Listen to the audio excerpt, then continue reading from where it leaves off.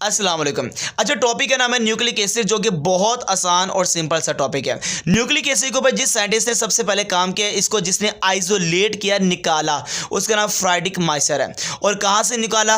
Nuclei या nucleus से निकाला, पस सेल। तो पस सेल के न्यूक्लियस के अंदर से फ्रेडरिक माइसर ने सबसे पहले इसको आइसोलेट किया।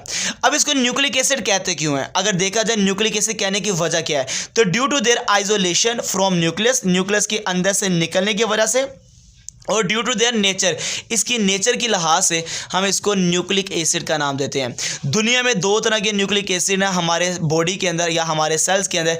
एक का नाम डीएनए और एक का नाम आरएनए। डीएनए को कहा जाता है डीऑक्सी राइबो न्यूक्लिक एसिड, ये याद रखना, इसका नाम है। डीएनए का पूरा नाम deoxy ribo nucleic acid. RNA का पूरा नाम है राइबो न्यूक्लिक एसिड है। अब डीएनए किससे बना होता है? ये कंपोज होता है डीऑक्सी राइबो न्यूक्लियोटाइड, ये याद रखना, न्यूक्लियोटाइड, डीऑक्सी लफ्ज़ आएगा, डीऑक्सी राइबो न्यूक्लियोटाइड। ये कंपोज होता है राइबो न्यूक्लियोटाइड, राइबो न्यूक्लियोटाइड आएगा, यहाँ पे सिर्फ क्या आ गया? Deoxy ribo nucleotide. इसके पास जो नाइट्रोजिनस बेसिस है वो है एडेनिन, गुआनिन, साइटोसिन और थायामीन। इसके पास जो नाइट्रोजिनस बेसिस है वो एडेनिन, गुआनिन, साइटोसिन और यूरासिल। मतलब आरएनए के पास यूरासिल होती है और डीएनए के पास थायामीन होती है, मगर दोनों के पास तीन जोन सी वो सेम है। एक का नाम एडेनिन है, एक का नाम गुआनिन है और एक का नाम क्या बेटा? साइटोसिन है। इसी तरह अगर बात की जाए तो इसके पास जो शुगर होती है उसका नाम डीऑक्सी राइबोस शुगर है, मगर इसके पास जो शुगर होती है उसका नाम राइबोस शुगर है। तो आरएनए के पास राइबोस शुगर होती है, डीएनए का जो डी है ना, डी, इसके लास्ट से डीऑक्सी राइबोस शुगर है। डीएनए का काम होता है जेनेटिक इंफॉर्मेशन को पकड़ के रखना, और आरएनए का काम है ये इन्वॉल्व होता है प्रोटीन सिंथेसिस के अंदर। तो जो प्रोटीन सिंथेसिस करता है वो आरएनए है, जो जेनेटिक इंफॉर्मेशन को पकड़ के रखता है वो डीएनए है। डीएनए आपको नजर आता है क्रोमोसोम के अंदर, माइटोकॉन्ड्रिया के अंदर, क्लोरोप्लास्ट के अंदर, मगर आरएनए आपको नजर आता है न्यूक्लियोलस के अंदर। तो न्यूक्लियोलस के अंदर आरएनए होता है और आपको नजर आता है डीएनए, जिसका नाम है क्रोमोसोम, माइटोकॉन्ड्रिया और क्लोरोप्लास्ट। आपने ये जरा सा फर्क देखा, मगर दोनों में एक चीज कॉमन है, ये बना है राइबो न्यूक्लियोटाइड से, ये बना है डीऑक्सी राइबो न्यूक्लियोटाइड से। इधर भी न्यूक्लियोटाइड है, इधर भी न्यूक्लियोटाइड है, मतलब कि दोनों के अंदर एक चीज कॉमन है जो इसको बना रही है, उसका नाम क्या है? Nucleotide. They are called nucleotide. यहां पे देखते हैं न्यूक्लियोटाइड होता क्या है। न्यूक्लियोटाइड के अंदर तीन चीजें होती हैं। 5 कार्बन वाली पेंटोस शुगर होती है, एक फॉस्फोरिक एसिड होता है, एक नाइट्रोजिनस बेस होती है। आप देख सकते हैं ये तीन चीजों को मिलाओगे तो बड़ा बन जाता है न्यूक्लियोटाइड। ये मैं आप बड़ा इंपॉर्टेंट शॉर्ट क्वेश्चन बता रहा हूं। It is compose by 5 carbon pentose sugar, phosphoric acid, nitrogenous basis. ये तीन चीजों को मिलाओ तो बन जाता है, दे आर कॉल्ड न्यूक्लियोटाइड है। आप देख सकते हैं ये 5 कार्बन वाली शुगर है, ये आपके सामने शुगर मैंने बना दी है 5 कार्बन, 1 2 3 4 5, ये आपके सामने 5वें नंबर वाला कार्बन है, ये जो आपके सामने मैंने बना दिया, ये 5वां कार्बन है। 1 2 3 4 5वां, ये 5 कार्बन वाली शुगर आ गई। इसके पहले नंबर पे लगा दिया नाइट्रोजिनस बेस, ये नाइट्रोजिनस बेस आ गया। इसके ये 5वें नंबर पे लगा दिया phosphoric acid.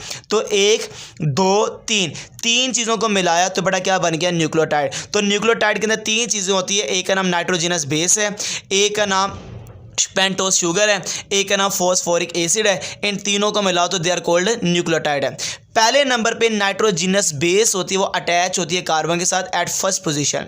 Phosphoric acid attach होता है कार्बन के साथ 5th पोजीशन पर। ये आपके पास एमसीक्यूज आ गए कि पहले नंबर पे नाइट्रोजिनस बेस है और 5वें नंबर पे जो मौजूद होता है उसका नाम क्या बेटा? फॉस्फोरिक एसिड है। और इन तीन चीज़ों के कम्बिनेशन को नाम देते हैं, दे आर कॉल्ड न्यूक्लियोटाइड है। इसको हम क्या नाम देंगे? दे आर कॉल्ड न्यूक्लियोटाइड है। अगर बात की जाए न्यूक्लियोटाइड की, तो मैंने बताया एक इसके पास शुगर थी, एक इसके पास फॉस्फोरिक एसिड है, एक इसके पास नाइट्रोजिनस बेस है। शुगर कौन सी है? 5 कार्बन पेंटोस शुगर है, 5 कार्बन वाली पेंटोस शुगर है। ये देखें, 1 carbon, 2 carbon, 3 carbon, 4 carbon, 5 carbon, 5 carbon वाली शुगर आ गई। 1 कार्बन, 2 कार्बन, 3 कार्बन, 4 कार्बन और ये 5 कार्बन, 5 कार्बन शुगर आ गई। इस शुगर को नाम देते हैं राइबोस शुगर। 5 कार्बन वाली है राइबोस, जो आरएनए के पास होती है, ठीक है ना, आरएनए के पास। इसकी पहचान ये कि जो दूसरा कार्बन है उसके पास नजर आता है OH नजर आता है, इसको कहते हैं राइबोस शुगर। इधर देखें दूसरे कार्बन के पास O नहीं है, O निकल गया है, तो यहाँ पे लफ्ज आता है डीऑक्सी। ये देख लें, डीऑक्सी राइबोस शुगर इसका नाम है। डी का मतलब होता है रिमूव है यहाँ से। अब यहाँ से क्या रिमूव है? ऑक्सी। तो तो ऑक्सी किसको कहते हैं, ऑक्सीजन को। तो डीएनए के पास डीऑक्सीराइबोस शुगर है जिसके पास ऑक्सीजन नहीं होती दूसरे कार्बन के पास, मगर आरएनए के पास राइबोस शुगर है, मतलब इसके पास ऑक्सीजन मौजूद है। ये मेरे बच्चे शुगर अगर देखा जाए 5 कार्बन वाली 2 तरह की हो सकती है, जैसे एक राइबोस शुगर है वो आरएनए की है, और डीऑक्सीराइबोस शुगर किसकी होती है बेटा, डीएनए की है। फॉस्फोरिक एसिड का formula P bond OH bond OH bond OH double bond O है, ये फॉस्फोरिक एसिड है। नाइट्रोजिनस बेसिस 2 तरह की है, प्यूरिन है, एक पायरिमिडीन है।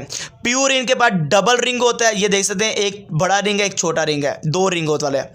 और पायरिमिडीन के पास सिंगल रिंग होता है, ये देख सकते हैं सिंगल रिंग वाला है। तो प्यूरिन वाले में कौन कौन सी आती हैं, एक आती है एडेनिन नाइट्रोजिनस बेस, एक आती है गुआनिन। और पायरिमिडीन सिंगल रिंग वाले में कौन सी आती है, साइटोसिन, थायमिन और यूरासिल।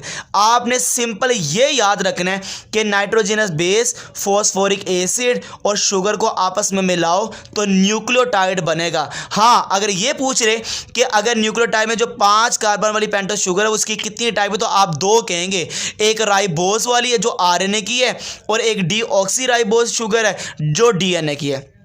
अगर कोई ये पूछ ले कि नाइट्रोजन बेसिक कितनी है, तो आप बताएंगे 2 तरह के, एक प्यूरिन है एक पायरिमिडीन है, ये ग्रुप का नाम है। इस ग्रुप में डबल रिंग वाली आती है, बड़ी आती है जिसका नाम एडेनिन है और एक नाम गुआनिन है। और पायरिमिडीन में एक रिंग वाले आते हैं जिसका नाम साइटोसिन है, थायमिन है और यूरासिल है।